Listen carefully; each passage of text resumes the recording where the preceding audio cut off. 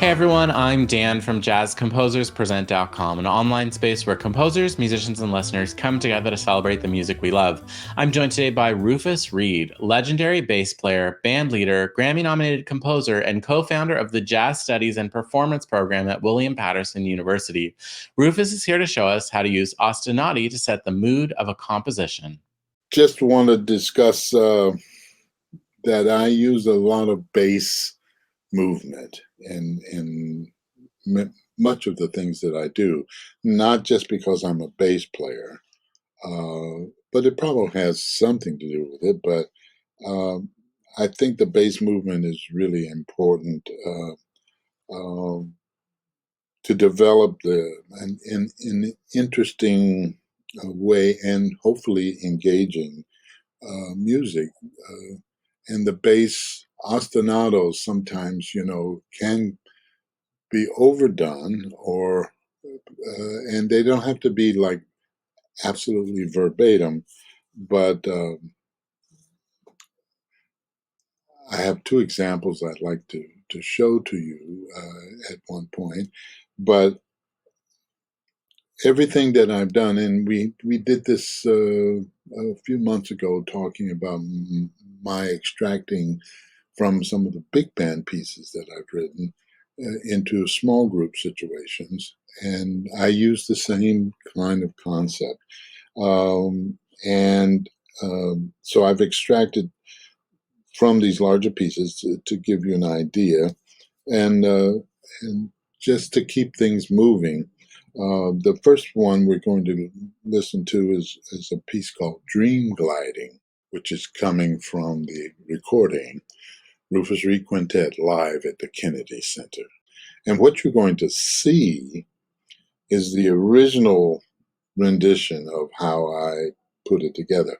It's in 7/4, and I always wanted to go into odd meters, but not to trip anybody up. But it was just probably one of the first times I was using a groove in 7/4, and this one is actually it's called Dream Gliding, so it's really rather relaxed. And most of you are players as well as composers, so once you play a piece, it kind of goes through a maturation of from the people that you play with, and it grows into something else. So what you're going to see is the original version, but what you're hearing is an extraction of what ended up being a piece. It is essentially the same thing, but it's the bass line that kind of got me into this groove in the beginning. The line itself, I think, conveys a vibe, an emotional way that the piece should be played.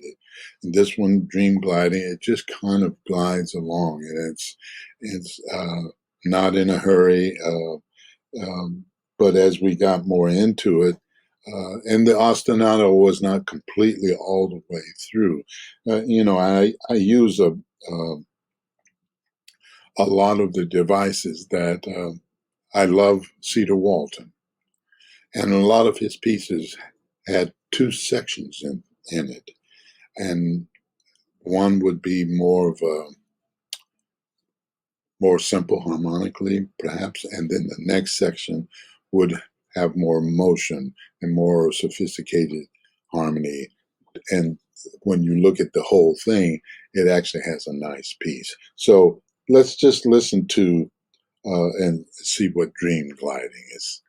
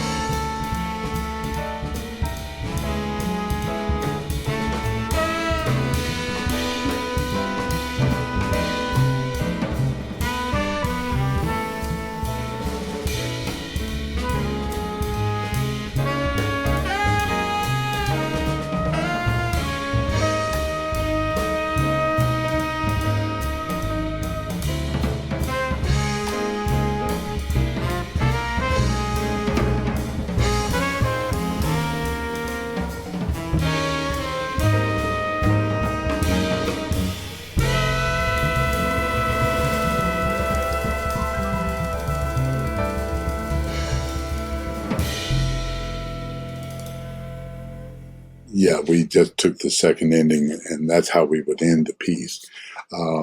But it really has gone through a lot of different manifestations until it got to this point.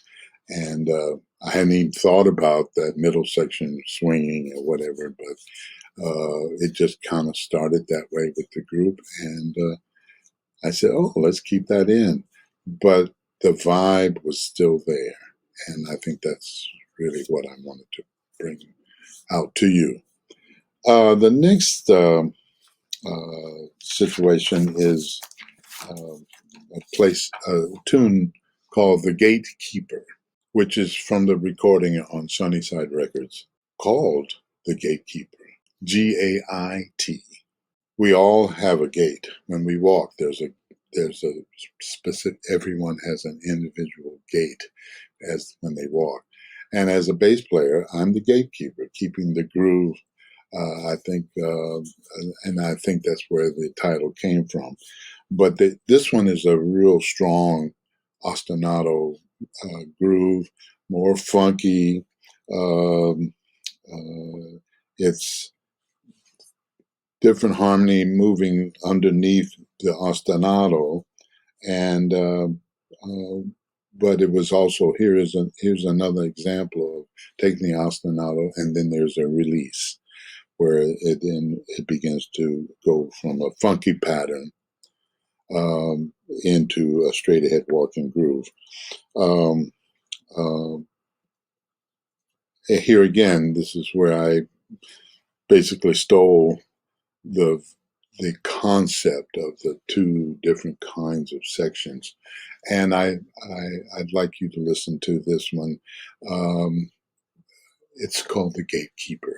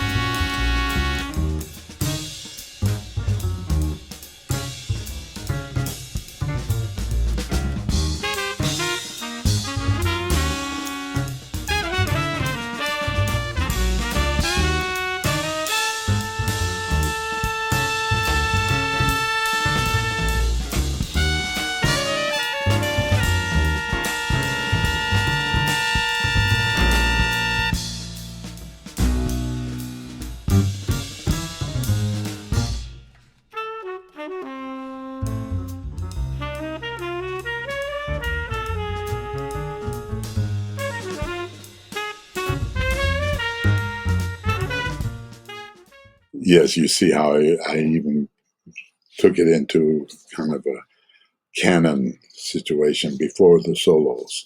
And I had fun working with this one, and I'm revisiting the big band chart of this whole thing. So I hope this gives you an idea of what you might be able to come up with to tie your compositions together, and they have a real purpose. But I think a lot of the bass ostinato or grooves, they set an example of how the piece is going to be accepted and perceived. Thanks for watching today's mini lesson. Be sure to like, share, and subscribe. Drop any questions, comments, or suggestions for future videos down below. To watch our full-length events and participate in live Q&As with our presenting artists, head to jazzcomposerspresent.com. Thanks, and we'll see you next time.